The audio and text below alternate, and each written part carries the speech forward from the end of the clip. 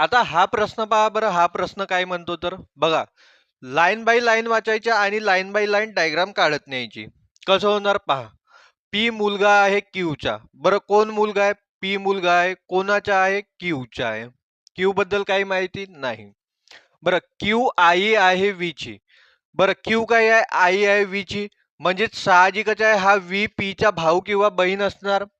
बरोबर आहे का नाही? मग त्याच्यानंतर पहा, व्ही बहीण आहे यू ची. ही जी व्ही आहे कोणाची बहीण आहे? यू ची काय आहे? बहीण आहे. असं डायग्राम काढणार आपण.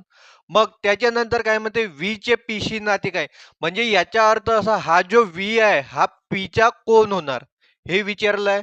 हा जो व्ही आहे तो पीचा कोण होणार. बरं हा जो व्ही आहे पीचा कोण होणार बघा, डायरेक्ट दिसत आहे आपल्याला. कोण होणार? व्ही हा पीचा कोण होणार तर बहीण होणार. कोण होणार? बहीणच होणार ना. कारण की